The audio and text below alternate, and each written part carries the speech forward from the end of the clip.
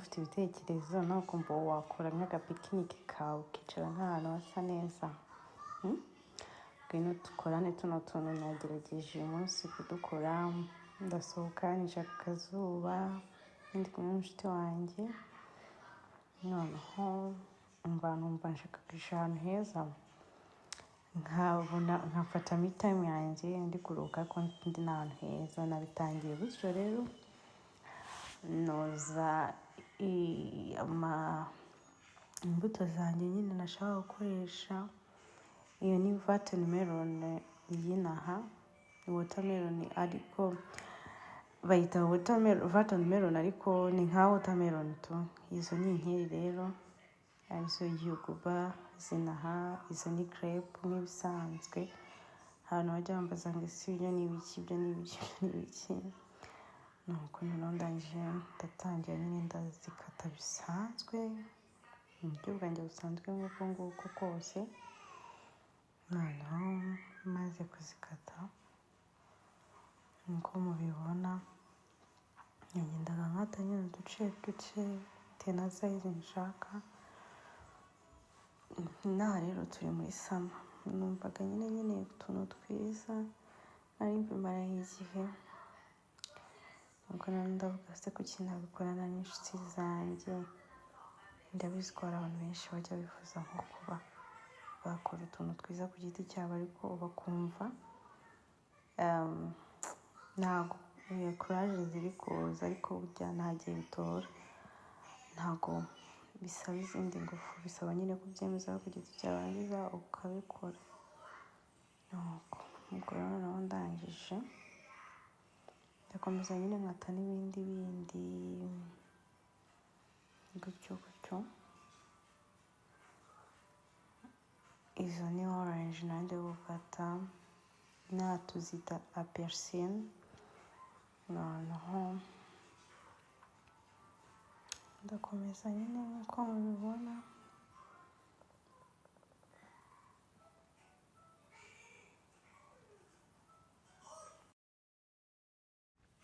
Rero ngeze kuri iyo gabuto rw'inaha, imeze nka watermelon, igira agasukari, iraryoha. Nako ndagakunda, mba numva nyine gafite amazi meza ariko umuntu akuramo imbuto zazo. Noneho nyine naho ngenda nkata gutyo mu buryo bwari bunyoroheye bworoshye.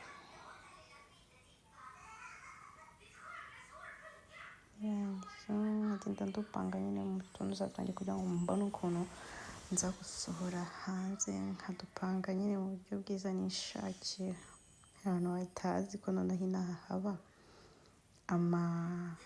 hagize ni ikimarakuja.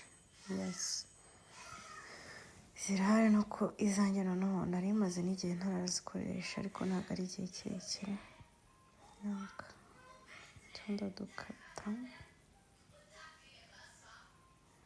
Aho rero iyo zari mango yamaze kugera nshaka kuza nazo kuzikoresha, ariko ntabwo yari mango, ntabwo wari umwembe uri fresh, wari umwembe naguze uri frozen ukuye muri firigo. Izo ni pancake n'amabisiketi. Ndagenda rero njya hanze, inshuti zanjye bisaba gushishikara baje kumvugisha.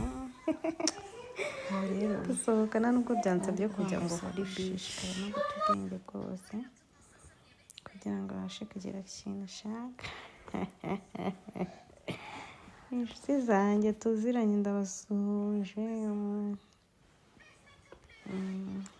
Mbaza ngo wari uri gushyiraho iki. Ndangije nyine maze kugira byose ngenda nyine ndadupanga nk'uko kose uri kubibona, nta birenze. Ni ibintu biri aho bisanzwe nawe wakora.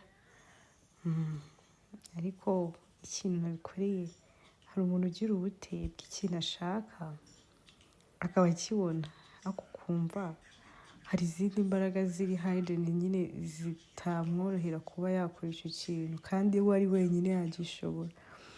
Yasanze utuntu twose ku giti cyacu iyo ubishyize mu bushake nyine bwawe bitewe n'ikintu ushaka n'icyo ukunze, umuntu nasanze ari bubigiramo uruhare.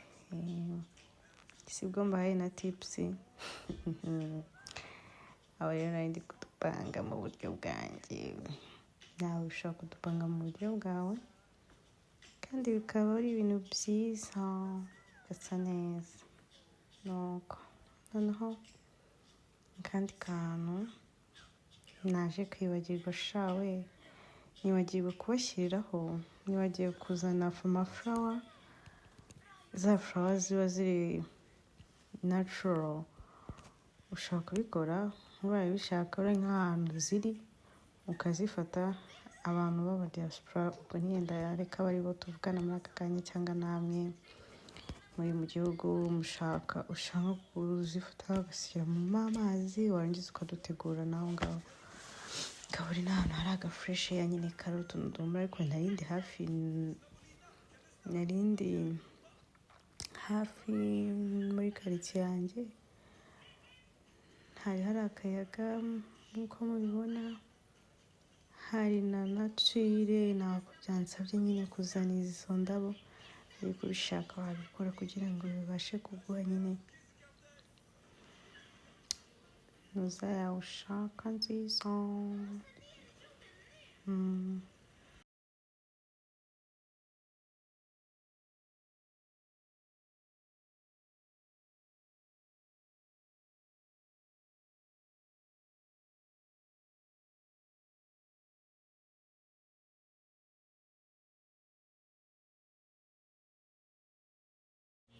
Sasa nyuma nuko byaje kurangira, bya bintu byanjye bigize byose bishyira ku murongo, ndamfata hafi y'utunota ndasoma. Ndi gusoma New Testament, ndi gusoma Bible, nuko irangira mfashe n'udufoto. Nuko iyi ni byiza ukiriho, uzazibona uburyo ujya ubikora. Thanks my friend, my dear Lovely. Inshuti yanjye yakoze, ndayishimiye, nawe ndagushimiye kuba urebye. Don't forget to subscribe. Ndabakunda bakundwa.